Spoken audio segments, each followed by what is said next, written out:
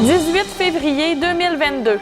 En manchette, de nombreux nord-côtiers touchés par la fraude à l'assurance-emploi, un nouveau CPE pour Longue-Rive, Suan Brassard s'intéresse à l'empathie dans l'art.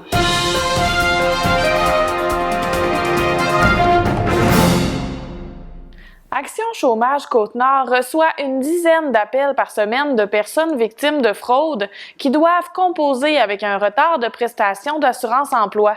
Il y a des journées lors desquelles la coordonnatrice Lynne Sirois doit répondre à 3 ou 4 personnes seulement pour la fraude. 95% de ces appels concernent ce sujet ou des prestataires qui n'ont pas encore reçu leur assurance-emploi en raison des délais qui s'allongent. Selon Mme Sirois, Service Canada ne confirme rien aux prestataires qui tentent d'obtenir des réponses. Ce sont les agents spéciaux formés spécifiquement pour les dossiers de fraude qui avisent les personnes touchées. Ils font passer un long questionnaire afin de confirmer l'identité de la personne. Toutefois, ce qui est le plus dérangeant pour la coordonnatrice est le triage des dossiers selon l'urgence de chaque situation. Si la personne a un conjoint ou une conjointe qui peut payer l'épicerie ou a accès à une banque alimentaire, par exemple, son dossier ne sera pas considéré prioritaire. C'est aberrant de devoir trier les gens de cette façon, se désole-t-elle. Certains chômeurs n'ont pas vu avancer leur dossier depuis octobre dernier. Pour améliorer la situation, Ottawa a augmenté le nombre d'agents affectés à ces dossiers de 130 à 235. De plus, depuis quelques semaines, Action Chômage Côte-Nord peut s'impliquer pour faire débloquer les dossiers des Nord-Côtiers. Avant de contacter l'organisme, les chômeurs doivent vérifier si leurs coordonnées bancaires ont été modifiées dans leur dossier Service Canada. Si tel est le cas, Action Chômage recommande d'en informer leur institution bancaire, leur compagnie émettrice de la carte de paiement, les agences nationales d'évaluation du crédit, Equifax Canada et TransUnion Canada. La Sûreté du Québec et le Centre antifraude du Canada peuvent aussi être contactés. Action Chômage Côte-Nord fait partie des mouvements qui réclament une réforme complète du régime de l'assurance-emploi du Canada depuis belle lurette. Cette situation est une autre preuve qu'il faut une réforme de l'avis de la coordonnatrice. Quant à Marilyn Gill, députée de Manicouagan, elle trouve aussi inacceptable de diriger les prestataires d'assurance-emploi vers les banques alimentaires et l'aide sociale. Selon elle, il faut mettre de la nourriture sur la table des chômeurs avant tout, et pour ce faire, le gouvernement fédéral devrait donner les prestations aux demandeurs et enquêter par la suite s'il s'agit d'une fraude, comme avec la PCU. Tout comme Action Chômage Côte-Nord, le bureau de la députée reçoit une multitude d'appels téléphoniques de personnes victimes de fraude à l'assurance-emploi ou en attente de prestations. Cette dernière encourage les citoyens à faire appel à ces services pour les aider à faire bouger leurs dossiers. En ce moment, environ 100 000 dossiers sont en attente de traitement chez Service Canada et les délais continuent de s'allonger. Environ 10 000 dossiers de prestataires canadiens sont touchés par la fraude du système de l'assurance-emploi, selon les réponses fournies par Service Canada au Journal Haute-Côte-Nord.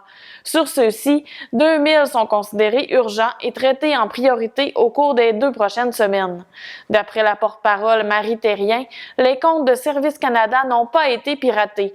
Ce seraient plutôt les informations soutirées à la suite d'un vol d'identité qui permettrait aux fraudeurs de soumettre une demande dans le cadre des programmes de prestations fédéraux. Alors que les besoins étaient de plus en plus grands pour des places en service de garde à Longue-Rive, le ministère de la Famille a confirmé le 6 février l'octroi de 13 places au Centre de la petite enfance La Giroflée pour le développement d'une nouvelle installation sur le territoire de la municipalité. Une nouvelle qui réjouit à la fois les parents et le maire de la localité, Donald Perron. Ce projet provient d'ailleurs d'une demande citoyenne. L'élu a contacté le CPE La Giroflée pour lui faire part des besoins des familles longrivoises, mais il était déjà au fait de la situation et allait déjà dans le même sens. Selon M. Perron, un centre de la petite enfance est un besoin essentiel pour chaque municipalité, notamment pour l'attraction et la rétention de jeunes familles. Un seul service de garde en milieu familial compose l'offre de Longue-Rive actuellement. La nouvelle installation sera aménagée dans l'ancien bâtiment de la Caisse des Jardins, fermé depuis quelques années. Cette bâtisse a déjà joué le rôle d'une école il y a un peu plus longtemps. Elle est donc déjà adaptée à recevoir un CPE avec des ajustements selon les critères du ministère, dévoile le maire. De plus, elle est bien située, soit près de l'école et du nouveau développement domiciliaire, offrant 40 terrains à vendre pour de nouvelles constructions résidentielles. Ce nouveau développement fait d'ailleurs l'objet d'une campagne de séduction par le biais d'une vidéo de promotion qui circule sur les réseaux sociaux. Dans un premier temps, des plans et devis seront créés par les architectes. Par la suite, il sera possible d'ouvrir le CPE de façon temporaire, soit pendant la construction des nouveaux aménagements. La construction complète du CPE devrait être finalisée pour le printemps 2023 si tout se déroule comme prévu, selon l'élu longrivois. Le service sera accessible pour les enfants âgés entre 8 et 60 mois et 5 places sont disponibles pour les poupons, 8 mois et moins. Les parents qui sont intéressés à inscrire leur enfant peuvent le faire dès maintenant via le site web La Place 05 ou en contactant le CPE La Giroflée.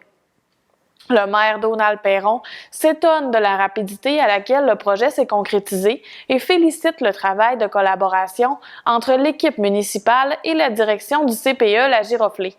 Il se dit heureux du nombre de places qui a été accordé à l'installation longrivoise par le gouvernement du Québec et espère que cela répondra à la demande grandissante. Rappelons que le ministère de la Famille, Mathieu Lacombe, a fait l'annonce de la création de près de 14 000 nouvelles places subventionnées en services de garde à travers le Québec. Sur la Côte-Nord, 2 projets ont reçu l'aval du gouvernement, soit ceux de Longrive et Port-Cartier, pour un total de 73 places. Les contribuables de Colombier verront leur compte de taxes diminuer en 2022 puisque les élus ont pris la décision de faire passer le taux de taxe foncière de 1,61 $ à 1,54 $ du 100 $ d'évaluation, soit une baisse de 7 cents. C'est ce qu'ils ont dévoilé le 31 janvier lors de la présentation des prévisions budgétaires. Du côté des taxes de service, le tarif d'aquéduc subit une hausse de 20 $ et est fixé à 185 $ pour une résidence et à 215 $ pour un commerce. C'est le statu quo pour les eaux usées, dont le tarif demeure à 159 $ pour les citoyens et à 169 $ pour les commerçants. En ce qui a trait au déneigement, les résidents du chemin du Cap Colombier et de l'Anse aux Sables devront débourser 15 $ en moins puisqu'il s'établit à 275 $ cette année. Cependant, pour le chemin de l'Anse aux Sables, une hausse de 83 $ sera ajoutée au montant de 275 $ pour une période de 5 ans en raison des réparations apportées à une section du chemin n'appartenant pas à la municipalité, selon le document budgétaire. Le règlement fixant les taux de taxation pour les matières résiduelles a quant à lui été adopté le 8 février et prévoit une augmentation de 20 $ pour chaque type d'usager du secteur résidentiel. Ces derniers verseront 215 $ pour une résidence permanente, 150 $ pour un multilogement permanent et 126 $ pour une résidence saisonnière. De son côté, le secteur industriel, commercial et institutionnel paiera 20 $ du litre, le volume étant établi selon le nombre et la capacité des bacs par usager. C'est un budget équilibré de 1 459 354 $, soit légèrement plus élevé que l'an dernier, qui a été adopté par le conseil municipal. Le programme triennal d'immobilisation, présenté par les élus de Colombier, planifie des investissements de 139 750 en 2022, 3 789 000 en 2023 et 569 000 en 2024 dans les secteurs de la voirie, des bâtiments, du réseau d'aquéduc et du système des eaux usées. C'est la préfète de la MRC de la Haute-Côte-Nord, Micheline Anctil, qui assurera la présidence de l'Assemblée des MRC de la Côte-Nord pour la prochaine année.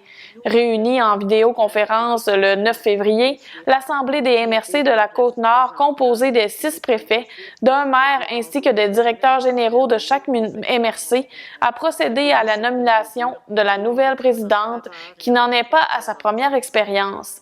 Les préfets se partagent la tâche puisque chaque président est élu pour une année et ensuite un autre est nommé. Ce n'est donc jamais le même préfet plusieurs années consécutives. Selon Mme Anctil, l'Assemblée des MRC de la Côte-Nord est une instance de travail et de concertation sur les enjeux régionaux et ce dans tous les domaines. C'est la voix des élus nord-côtiers, ajoute-t-elle. Elle précise d'ailleurs que celle-ci a été créée à la suite de la dissolution de la Conférence régionale des élus en 2016. Comment avoir de l'empathie envers soi dans la création? C'est la question que s'est posée Sue-Ann Wan Brassard, native de Forestville, pour créer son œuvre présentée dans le collectif Existence en exposition jusqu'au 3 mars à la Galerie de l'œuvre de l'autre au Pavillon des Arts de l'Université du Québec à Chicoutimi. L'artiste foresvilloise voulait traiter du thème de l'empathie, mais tourner envers elle-même pour se trouver et trouver qui elle est en tant qu'artiste. Elle a réalisé ce projet dans le cadre de la fin de son baccalauréat interdisciplinaire en art à l'UQAC. L'œuvre qu'elle présente est une série de 4 papiers aquarelles. Ses médiums sont l'aquarelle, le pilot noir et le crayon graphite. Les 4 papiers sont installés en cercle recto-verso, ce qui résulte en 8 dessins. L'intérieur de l'installation porte l'égard sur soi et l'extérieur concerne l'inverse. La dessinatrice a nommé son œuvre « Je te vois, je me vois, je t'écoute, je m'écoute ». Sue-Ann Wan Brassard a toujours baigné dans les arts. Dès son adolescence, elle s'est intéressée à la musique, à la danse, au dessin. Elle a pris une pause de création pendant 3 ans, mais il fallait vraiment qu'elle retourne aux bases puisque ça lui manquait beaucoup en parlant du dessin. La Foresvilloise a commencé son parcours post-secondaire en sciences humaines au Centre d'études collégiales de Forestville avant de compléter une formation préuniversitaire en arts visuels au Cégep de Jonquière. À la suite de sa participation à l'exposition des finissants en arts visuels et à l'exposition de sculptures sonores « Le livre dans tous ses états », elle s'est inscrite au programme de certificat de perfectionnement en formation artistique de l'UQAC, lors duquel elle s'est intéressée principalement à la sensibilité, au soi, aux émotions, à la fragilité ainsi qu'aux relations interpersonnelles et personnelles. Sue-Ann Wan Brassard terminera son baccalauréat à l'automne prochain. Elle désire poursuivre ses études en s'inscrivant à la maîtrise en art de l'UQAC. Son objectif, devenir une artiste professionnelle tout en étant enseignante en art au niveau collégial.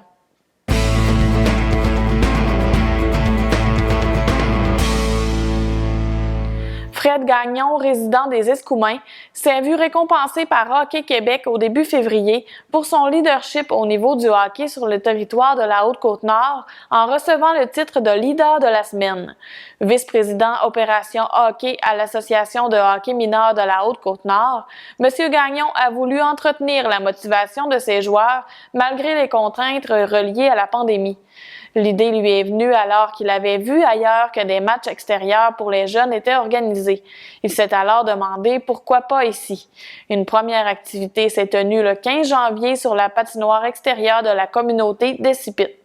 Fred Gagnon a lancé l'invitation au groupe qui l'entraîne, soit les M7 et M9, et une 50aine de participants ont répondu présents. Il était vraiment surpris, surtout avec les températures froides qui étaient annoncées. Vu la popularité de l'événement, d'autres parties extérieures ont été organisées à la fin de semaine suivante pour les M18 à Escipit et les M15 au Bergeronne. Le froid de janvier et les mesures sanitaires telles que l'inaccessibilité des cabanes pour se réchauffer n'ont pas empêché les entraîneurs et les hockeyeurs d'avoir du plaisir. Selon Fred Gagnon, les jeunes avaient le sourire tout le long sous leur casque. Ça paraissait qu'ils avaient du fun, confie l'Escouminois à qui on remettra un des prix offert par les partenaires d'Hockey Québec. Fred Gagnon a la flamme du hockey depuis sa tendre enfance. Il a toujours pratiqué ce sport, que ce soit en Haute-Côte-Nord, à Bécomo et même à Magog. Il a d'ailleurs fait partie de l'équipe senior de Forestville. Maintenant, il accompagne son garçon dans sa passion du hockey. Les jeunes hockeyeurs de la Haute-Côte-Nord peuvent pratiquer en groupe depuis quelques semaines grâce aux assouplissements du premier ministre. Quant aux matchs, ils sont de nouveau autorisés depuis le 14 février et les spectateurs peuvent revenir dans les gradins.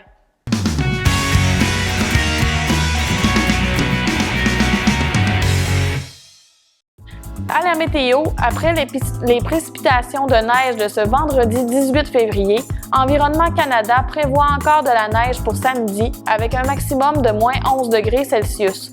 Le soleil sera de retour dimanche avec un mercure de moins 9 degrés. Bonne fin de journée et à la semaine prochaine!